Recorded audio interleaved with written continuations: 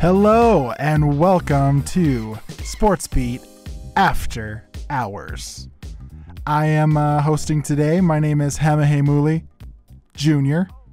And joining me today, as always, is the lovable internet Jesus, Sean Walker. Not to be confused with actual Jesus, a.k.a. Ricky Rubio. And also... And we've got a special guest in the studio today, Hema. Yeah, who's with us, man? Yeah, first time on the show, Zak Hicken. I'm happy to be here. I love that you just introduced yourself. Well, I'm kind of a big deal, so I can do that. So, are you gonna pull a Zlatan on us and speak in the third person too? Yes, Zak Hicken will do that. That's good. That's good. I love it.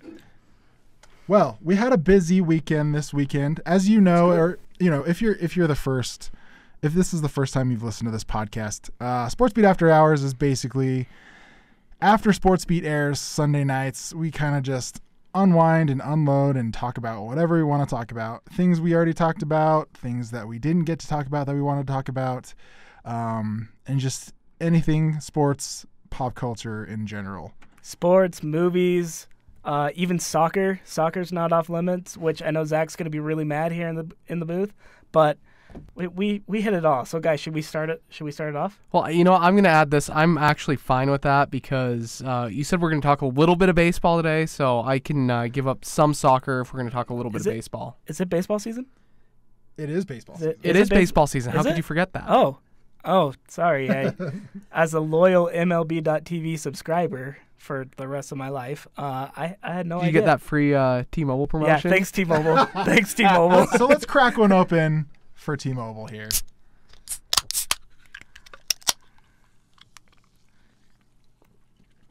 All right. Tonight's podcast is brought to you by Zak Hicken's Mountain Dew. I'd like to thank my wife. She bought that on Friday night and told me to bring it up to work. So tonight's podcast brought to you by Zak Hicken's lovely wife. Buying Mountain Dew on Friday night. Yeah, I forgot her name, but the important part is she bought Mountain Dew. Shout-outs to Danica. Yeah, shouts to Danica. Shouts to... Well, my. Shouts to Danica. So... All right, take it away, Hema. All right, so as we all know, the Jazz, the beloved Jazz that we love so much, are in the playoffs. Not only are they in the playoffs, they played their first game at home this series on Saturday. And guys, in few words, how was this game? Let's recap this game really quick right here with I think the usual.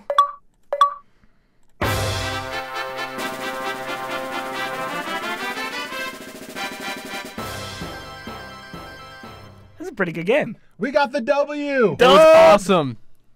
The crowd was rocking. Electric atmosphere with the city jerseys. It was fantastic. It was a great game.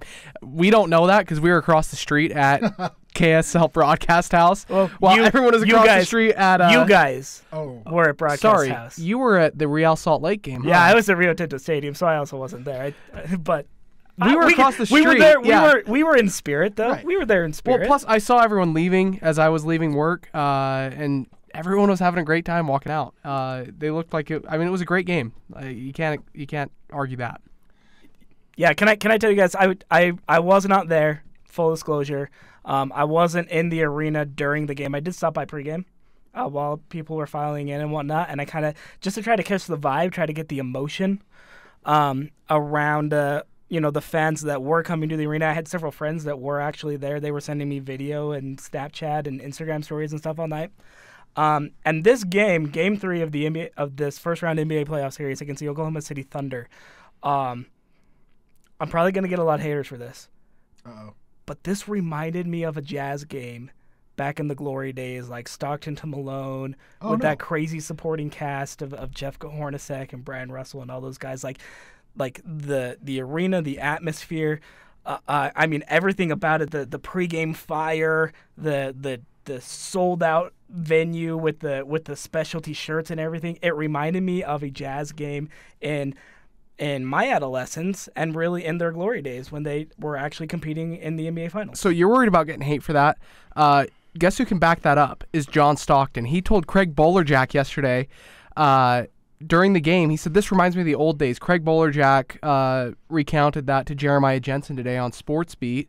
We had an interview you can go with find him. that on our YouTube channel at the KSL 5 Sports YouTube. Yeah, But check that out. So Bowler, Jeremiah, and John Stockton all agreed that this was a game reminiscent of those glory days back in the 90s when the Jazz were in the playoffs every year. The atmosphere was electric, and they were winning games. They were going to the finals. They were winning series, and they were making a lot of noise in the playoffs. It's true. And since it's really crazy because John Stockton, I call him St. John, okay? There's really only one way to describe John Stockton. He's a freaking superstar, right? But Ricky Rubio shared a stat that John Stockton had. I think it was in 2000, right? In 2000, John Stockton got the second ever triple-double in a playoff game in Jazz franchise history. And Rubio got the third this past Saturday. Incredible. Let's actually listen to Ricky kind of react to that triple-double a little bit after the game. So this isn't live, obviously, just full disclosure. This was we right have Ricky after the Rubio game. in studio. Yeah, this was right after the game when Ricky Rubio Jesus was asked about that triple-double and what it means to kind of have his name next to Stocks in the annals of Utah Jazz history. Ricky, this is the first Jazz playoff triple-double since John Stockton. I was wondering what that might mean to you or just to kind of be associated with that name. I just say it in Spanish. You didn't understand, huh? No, I'm just kidding. That's on me. I do it for Joe because he spent 4 years in Spain and he doesn't speak Spanish. So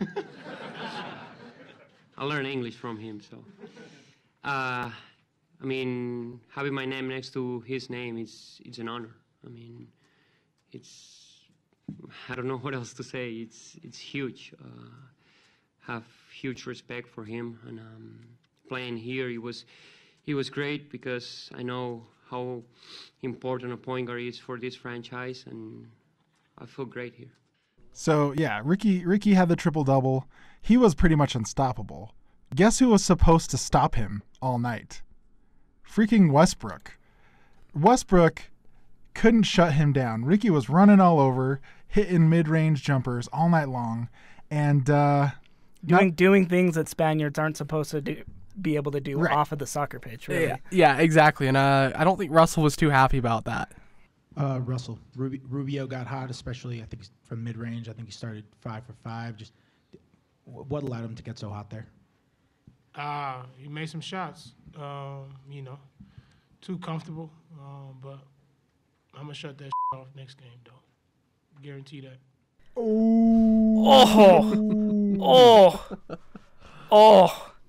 Is it warm in here, guys?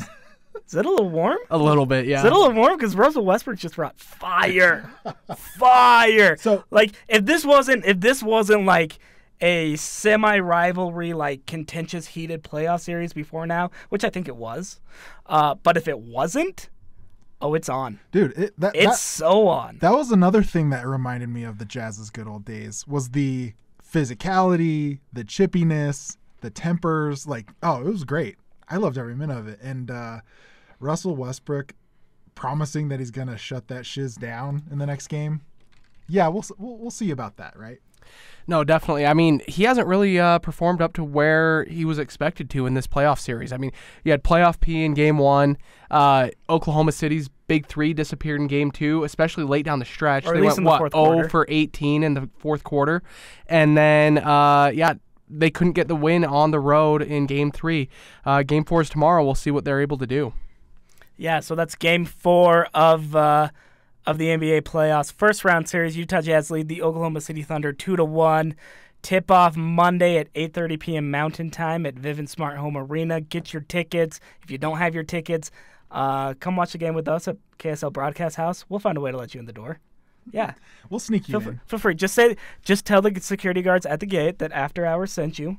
Right. They'll know what that means. Maybe. You may get arrested. Yeah, maybe. But if you want to come hang out with us, the more the merrier. We're cool with that. Yeah. That was another thing. Big shout out to TV News putting on a pregame party right outside That of was the arena. crazy. Yeah, that was pretty cool. And, so shout out to Sean Moody, Ashley Kewish, Andrew Wittenberg I saw over there. A couple of like the news reporters who you don't really think of with sports. No offense to those guys. But yeah, doing a really nice job of just kind of building up a little bit of hype and getting out, getting to know the Jazz fans that, like I said, I think really brought it for Game 3. And hopefully we see that same kind of atmosphere in Game 4. Yeah, so you're invited to the station, and just remember, if you have any problems, if anything happens or anything goes wrong at all, just remember you can tweet us at JJ Sportsbeat or at Rod Zundell. Rod Zundell KSL. Yeah. So make sure you tweet at us if anything wrong happens. So let's move from home court to the home pitch, okay? Not only did the Jazz get the W, but RSL got the W as well. So I can check out right now. Let's crank up that. There we go.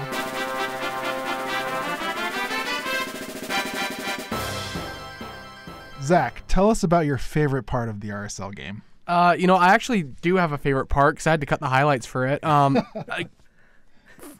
Full disclosure, I don't know anything about soccer. My spring sport was baseball, so I don't know much about soccer. But there was a beautiful a penalty kick in the 92nd minute.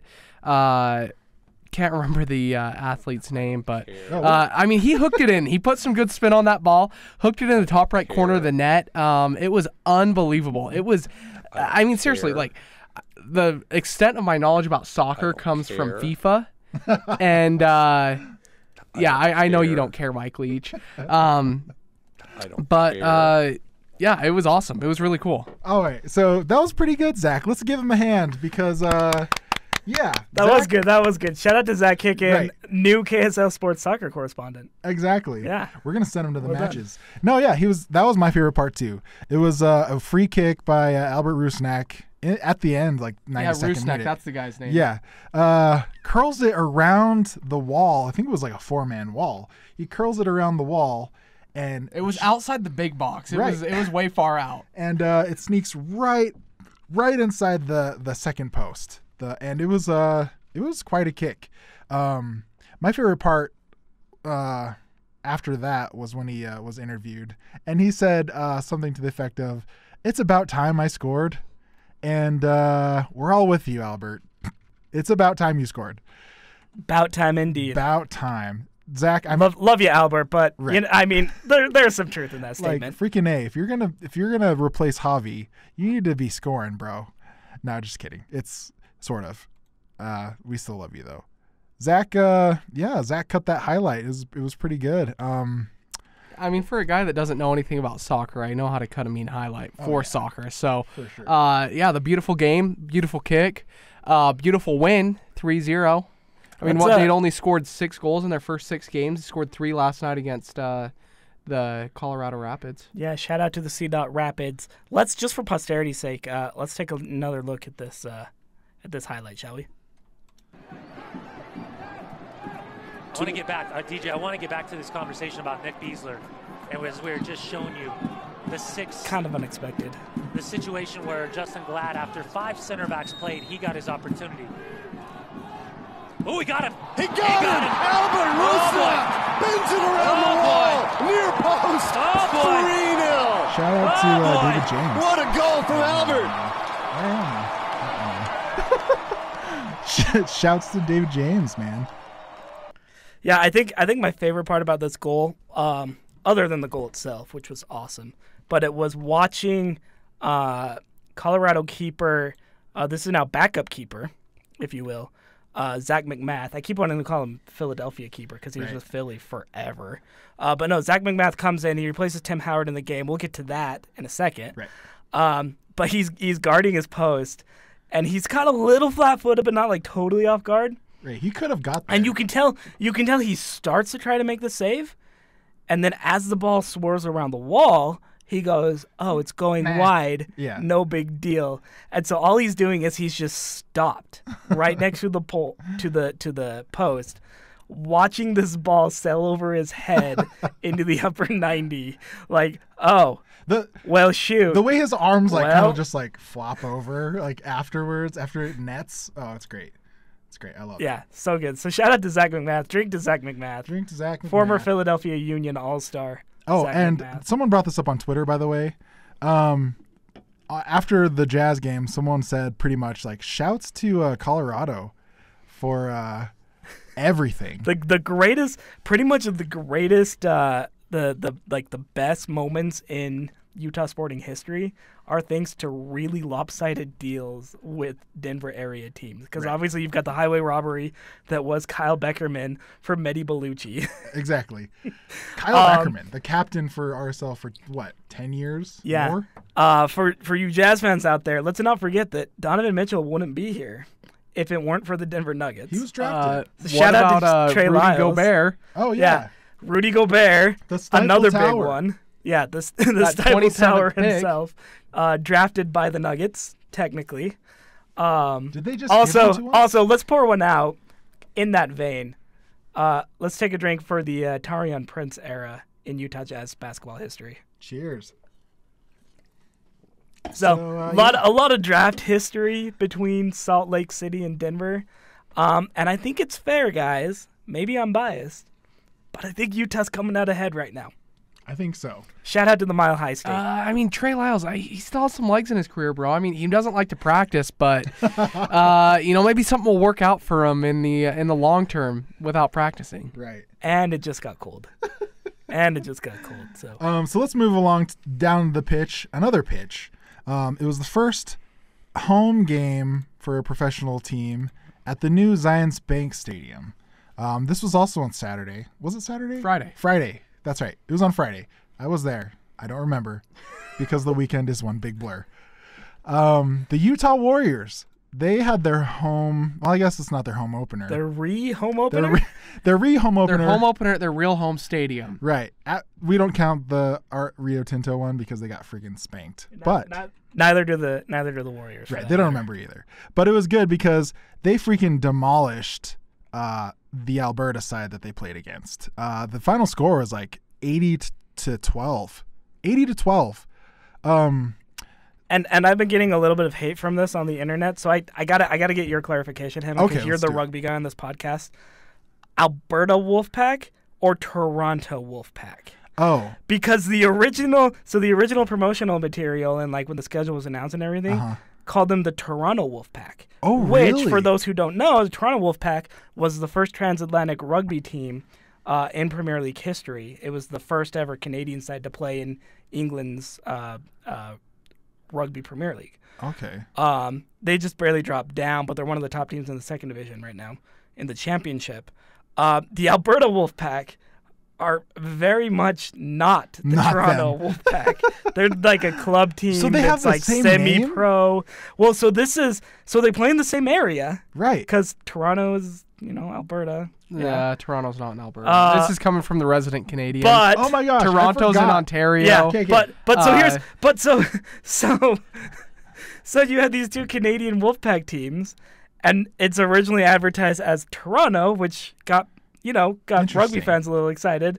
And then I show up game day, and they're like, "No, actually, these are the Alberta Wolfpack." Weird. Okay, so I didn't hear about this Toronto one. I mean, Toronto, Alberta, it's all the same. Yeah. It's all the same. north Zach of the is border. cringing because he is Canadian. He has a green card on him right now. I always have it on me. I have to. Someone call ICE. But yeah, so we'll have to look into that because I can't clarify anything for you because I didn't know that happened. All I knew was that it was Alberta Wolfpack, so I don't know what happened. Yeah, I swear, like on the first flyer I got, it said Toronto Wolfpack. Huh. Okay. And then somehow they magically became the Alberta Wolfpack. I mean, I'm gonna say this honestly, like the Canadians probably got it mixed up. If we're being honest, I mean, they probably didn't know the difference. So I don't know why we should expect Americans to know any different.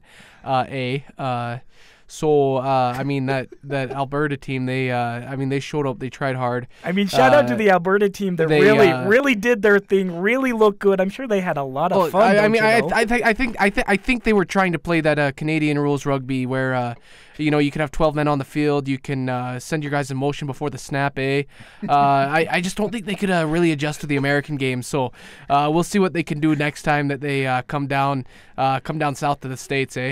Let's be honest. Even if it was us that messed up, they would have apologized for it anyways. Oh yeah, sorry. I mean, sorry we only scored 12 points. I mean, I'm sure your fans didn't really enjoy that. They wanted a competitive match, and we just couldn't give that to you. But I mean, if we get on the ice rink, we could play hockey, and I'm sure we could take it to you boys. Oh yes, we've talked about this before. By the way, aside, we're gonna go back to rugby, but lifelong Las Vegas Knights fan here. Lifelong. Since the beginning of the franchise. Absolutely. I mean, we have been here. We've cheered for them. So, love that ice hockey team, eh? But anyways, Zach, I gotta do this. Achievement unlocked, bro. 3 achievements for you right there. That was sorry, brilliant. eh? That was brilliant. Okay, so back to rugby here. It was a freaking I would say a whipping. Because of the performances by the I mean, it's an exhibition match, though. Right. It's an exhibition match. MLR opener on the road at San Diego, by the way, this next week. Mm-hmm. For the real Warriors. Season. Yep. Yeah, and then a week after that, back home, Zions Bank Stadium against Glendale. Little rematch with the Glendale Raptors. Former BYU scrum half Sean Davies going to be in town with Glendale again. Cool. So it's going to be a rematch, and I'm excited for it. Yeah, it'll be fun. Before we move on really quick, here's Warriors head coach Alf Daniels after the match. Just a couple cool comments that we ran in SportsBeat tonight for your listening pleasure. I come from a country where rugby is our religion, and, I've coached teams in front of crowds that have sometimes been twice the size of what we've had here, but nowhere near the noise and the excitement and the energy. These Utah crowds that we've had in the last 3 games have been outstanding. I feel like the boys just need a big wake up and show the crowd and everybody else what we got. We're just going to build from here and continue on to the season. Yeah, so shout out to that crowd at Zions Bank Stadium. You guys are great. That was great. You guys are great. All right, moving on. So this is cool because Alf Daniels, he's from New Zealand. My mother's Maori, so she's, I'm half Maori from New Zealand. But I gotta give a shout out to my oos Sean Manaya. Zach, you're the baseball guy. Tell us a little bit about Sean. Yeah, so Sean Manaya, pitcher for the Oakland Athletics. He went 9 complete game, threw a no-hitter against my Boston Red Sox. Shout out to yeah, MLB's best. Yeah. Boston Red Sox. They just dropped their 2nd game in a row last night against the Athletics. But Manaya was dealing, guys. He was solid. Here's the thing. The Red Sox had come into this game.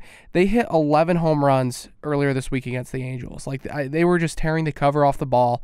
They hit a grand slam and a 3-run homer in Game 1 against the Athletics. But they just got outplayed yesterday by Manaya. He outpitched them. And let's hear some sound from that. Yeah, so here's the final out of that game. 2-0 pitch. Grounded to short. Scooped up by Simeon. It's a no-hitter. It's a no-hitter. Sean Manaya has no-hit the hottest team in baseball. An absolutely sensational performance. Dude, that's amazing. And before you talk about it anymore, I just wanted to add in there, not only is this dude Paulie, but he's a lefty too.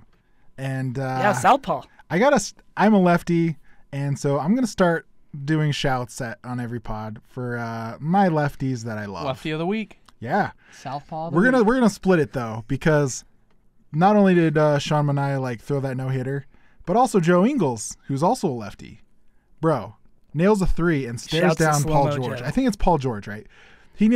Joe Ingles nails a 3, stares down Paul George at home here in Utah, and I love it. So those are the 2 lefties that I love this week. Yeah, I mean, I don't have that same love for Mania. I mean, he provided a great baseball moment, but I mean, this is my Red Sox. I'm actually going to Fenway Park this week. I'll be there Saturday and Sunday to watch my beloved Red Sox take on AL East foe, the Tampa Bay Rays. So I'm pretty stoked about that. But yeah, it was cool to see.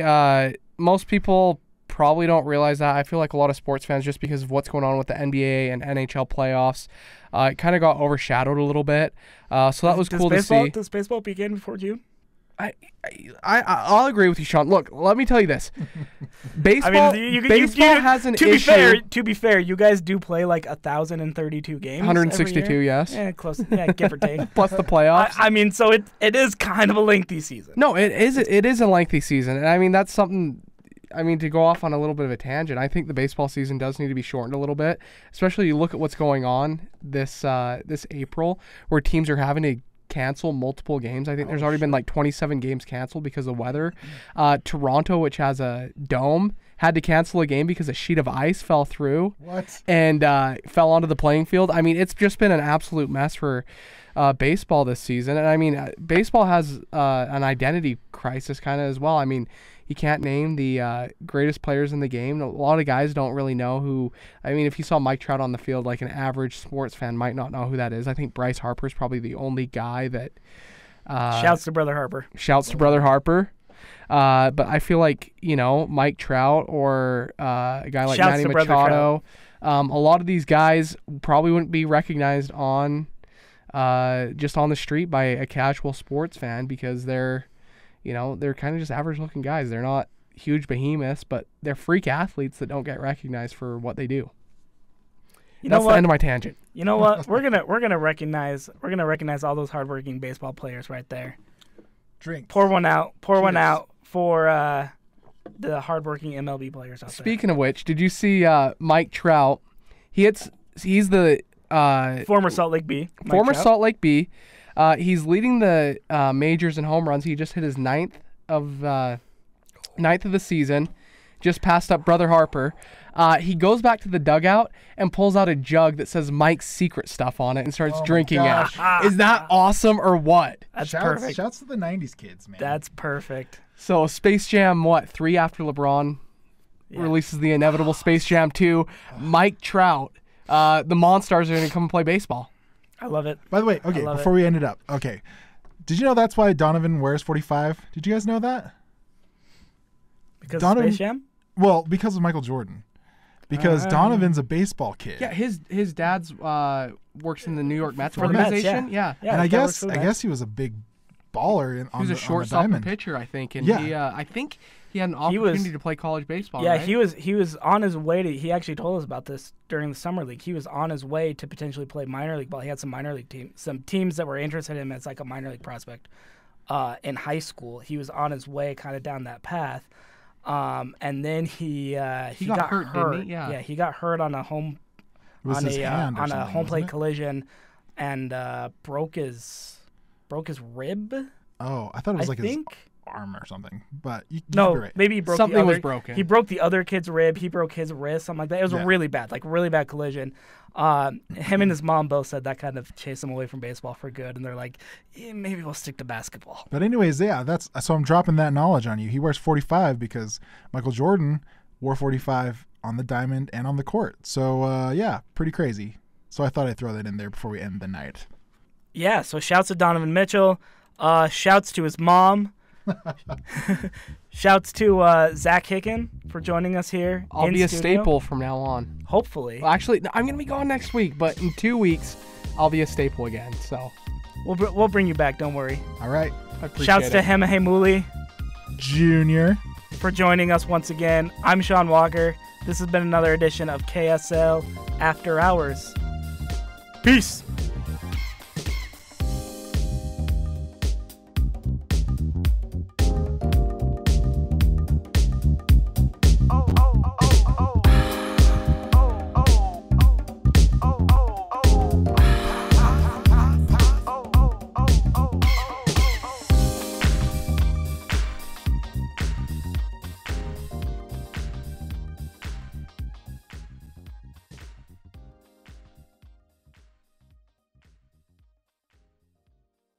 All right.